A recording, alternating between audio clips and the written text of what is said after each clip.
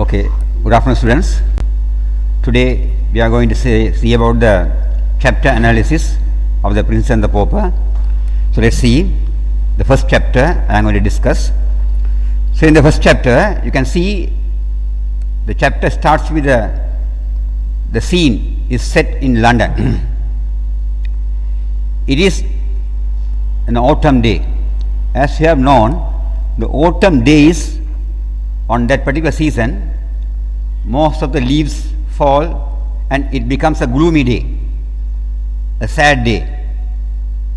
That means the whole tree is leafless. So he has taken this as a symbol. I feel so. He has taken this season as a symbol. So here you can see two boys born in London on the same day. One is Tom Canty, the other one is Edward Tudor. So even if you see their milieu or the background or the background, Tom Canty is very poor. He was not wanted by his birth is not wanted by that particular society, and he was lying there with a rag clothes soon after the birth. But to the contrast, if you see Edward Tudor, he is very rich, powerful, and his birth was long awaited by England, and soon after the birth you can see bonfires are there, festivity, dance and parade, all these things are going on there. So he was wrapped in silk and satin, but whereas the Tom Canty was lying in rag, here of course he was dressed in silk and satin. Throughout, that means the program, that means the whole program, that means the dancing, parade and everything else was going on throughout the day or until night, since his birth was expected. So all these celebrations were going on till night. But whereas in the birth of Tom Canty, that particular these celebrations were not held over there. Now let's see the analysis of this chapter. Right? In the Prince and the Pauper, Mark Twain most carefully plotted the novel. You know what's the meaning of plot. So this was carefully, he has handled it in the first chapter. That means here of course you can see a great deal of development in characters, but the characters scarcely developed at all. At the same moment, he has used these characters largely as pawns to move the plot forward. So here of course he is using the characters to move his plot. Here of course you can see the main emphasis is not on the characters. At the same moment here, whereas you can see Mark Twain has a ingenious expert in plot devices. This plot begins with the birth of the two boys on the same day, the same town.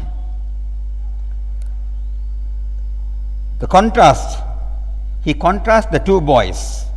One is very poor and rich, and the other one is very poor. At the same moment, the first one, the Tom Canty, is not wanted, the other one is desired by the society. So this contrast, he maintains this contrast. That means the author, the Mark Twain, maintained this contrast throughout the novel. This you can see in the first chapter. So first chapter is like as an introduction to you all. So here the author has very carefully, he has handled it and here of course we have to see the contrast, how he contrasts the characters as well as how he moves the character like as a pawn to move the plot. This is what we have to see, the first chapter. Okay, now we are going for the second chapter. So since the first chapter is very short, it has been, according to your novel, 1.25 page. It's not quarter, less than that. So here he has given a summary of the story. That means what he is going to say it in later onwards. Right? Now we are going for the second one. So in the second chapter, he deals about, he is saying about London. So in that time, that means during the 16th century, the London was not developed properly. So therefore only he has given here.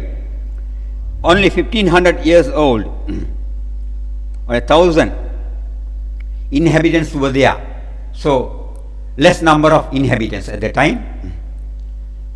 Streets, you can see, since it's not developed, therefore only he says narrow streets and crooked,